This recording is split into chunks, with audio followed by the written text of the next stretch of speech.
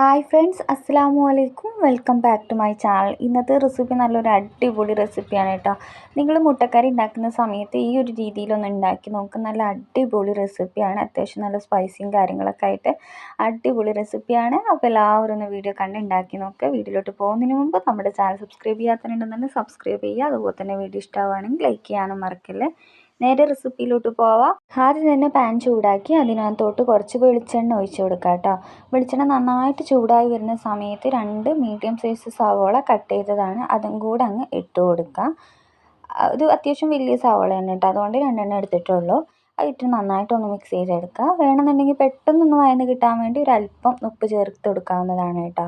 ഇത് വളരെ പെട്ടെന്ന് ഉണ്ടാക്കിയെടുക്കുകയും ചെയ്യാം. എന്നിട്ട് തേങ്ങ ഒന്ന് അരച്ച് അങ്ങനെയല്ല നമ്മൾ ഉണ്ടാക്കിയെടുക്കുന്നത് കേട്ടോ.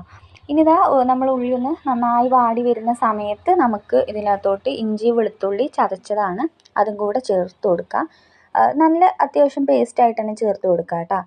കടിക്കുന്ന രീതിയിലല്ല, നല്ല പേസ്റ്റായിട്ട് തന്നെ അതങ്ങ് ചേർത്ത് കൊടുക്കുക.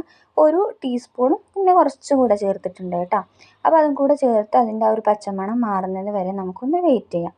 ഇപ്പോൾ ഏകദേശം ഇതിൻ്റെ ആ ഒരു പച്ചമണമൊക്കെ പോയിട്ടുണ്ട്. ഇനി മസാലപ്പൊടികൾ ചേർത്ത് കൊടുക്കുക. ഞാനിവിടെ 1.5 ടീസ്പൂൺ മുളക് പൊടി ചേർക്കുന്നുണ്ട്. കാശ്മീരി മുളക് പൊടി ഉണ്ടെന്നുണ്ടെങ്കിൽ അത് ചേർത്ത് കൊടുക്കുക കേട്ടോ.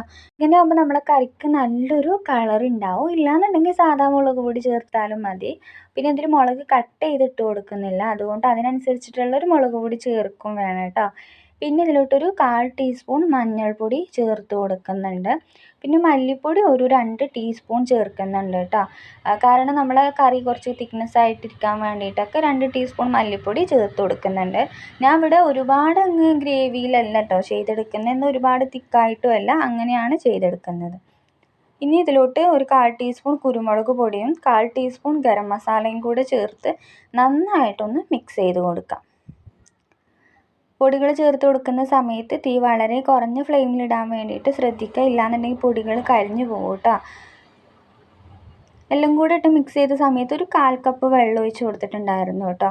ഇല്ലാന്നുണ്ടെങ്കിൽ മസാലപ്പൊടിയുടെ ആ ഒരു ടേസ്റ്റ് തന്നെ അങ്ങ് മാറിപ്പോവും.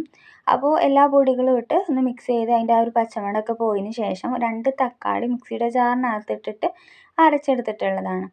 വേവിച്ചിട്ടൊന്നുമില്ല, നമ്മൾ തക്കാളി കട്ട് ചെയ്തിട്ട് മിക്സിയുടെ ജാറിലിട്ടിട്ട് അങ്ങ് അരച്ചെടുത്തു. അതും കൂടെ അരച്ചെടുത്തത് ഒഴിച്ചിട്ട് നന്നായിട്ടൊന്ന് മിക്സ് ചെയ്തിട്ടെടുക്കുക. ഇനി ഇതിൻ്റെ ആ ഒരു പച്ചമണം ഒന്ന് പോവണം കേട്ടോ. തക്കാളിയുടെ അരച്ചൊഴിക്കുന്നതല്ലേ, പക്ഷെ അധികം നമുക്ക് ഇളക്കി കൊടുക്കേണ്ട ആവശ്യമൊന്നുമില്ല. ഇനി ഇതിലോട്ട് ആവശ്യത്തിനുള്ള ഉപ്പും കൂടെ ഈ ഒരു സമയത്ത് ചേർത്ത് കൊടുക്കുന്നുണ്ട്. ഇതുവരെ നമ്മൾ ഉപ്പൊന്നും ചേർത്തിട്ടില്ല, അപ്പോൾ 1.5 ടീസ്പൂണോളം ഉപ്പ് ചേർത്ത് കൊടുക്കുന്നുണ്ട്. അപ്പോൾ അതും കൂടെ ചേർത്ത് നന്നായിട്ട് തന്നെ ഒന്ന് ചൂടായിട്ട് വരട്ടെ. ആ ഒരു സമയത്ത് ഒരു പിടി മല്ലിയില കട്ട് ചെയ്തിട്ട് അത് ചേർത്ത് കൊടുക്കുന്നുണ്ട് കേട്ടോ. ഈ ഒരു മല്ലിയില ഇതിലേക്ക് എന്തായാലും വേണം, എന്നാലേ ആ ഒരു കറക്റ്റായിട്ടുള്ള ഒരു ടേസ്റ്റ് കിട്ടുള്ളൂ. അപ്പോൾ മല്ലിയിലയും കൂടെ ചേർത്ത് നന്നായിട്ട് തന്നെ ഒന്ന് മിക്സ് ചെയ്തിട്ട് എടുക്കുക. അപ്പോൾ മല്ലിയിലൊക്കെ ചേർത്ത് നന്നായിട്ടൊന്ന് മിക്സ് ചെയ്തെടുത്തിട്ടുണ്ട്. ഇനി ഇതിനകത്തോട്ട് കുറച്ച് കരിവേപ്പിലയും കൂടെ ചേർക്കുന്നുണ്ട് കേട്ടോ. ഞാൻ മൊത്തത്തിൽ ഈ ഒരു സമയത്ത് തന്നെ മല്ലിയില ചേർത്ത് കൊടുത്തിരിക്കുകയാണ്. ഇനി നിങ്ങൾക്ക് വേണമെന്നുണ്ടെങ്കിൽ ലാസ്റ്റിക്ക് വേണമെങ്കിൽ കുറച്ച് ചേർത്ത് എടുക്കാം കേട്ടോ. അപ്പോൾ ഞാൻ എല്ലാം കൂടെ ചേർത്ത് നന്നായിട്ടൊന്ന് മിക്സ് ചെയ്ത് തിളച്ച് വരട്ടെ കേട്ടോ. കുറച്ചുകൂടെ വെള്ളം ഒഴിച്ച് കൊടുത്തിട്ടുണ്ട്. ഏകദേശം തിളച്ച് വരുന്ന സമയത്ത് ഞാൻ മുട്ട പുഴുങ്ങിയത് ഇട്ട് കൊടുക്കുകയാണ്. 4 മുട്ട പുഴുങ്ങി എടുത്തിട്ട് നന്നായിട്ടൊന്ന് വരഞ്ഞ് കൊടുത്തിട്ടുണ്ട്. എന്നിട്ട് ഇതുപോലെ ഒന്ന് ഇളക്കി കൊടുക്കുക. ഇനി ഇതിട്ടിട്ട് ഒരു 4-5 മിനിറ്റ് ഒന്ന് ചൂടാക്കി എടുത്തു കഴിഞ്ഞാൽ നമ്മുടെ മുട്ടയുടെ ഉള്ളിലേക്ക് ആ മസാലയൊക്കെ കയറി നല്ല അടിപൊളിയായിട്ട് കിട്ടും കേട്ടോ. തണുക്കുന്ന സമയത്ത് ഒന്നും കൂടെ ഇതൊന്ന് കുറുകി വരും. അപ്പോൾ നിങ്ങൾക്ക് കുറച്ചും കൂടെ ലൂസിൽ വേണമെന്നുണ്ടെങ്കിൽ കുറച്ച് വെള്ളം ഒഴിച്ച് കൊടുക്കാവുന്നതാണ്. അപ്പോൾ അടിപൊളിയാണ് കേട്ടോ.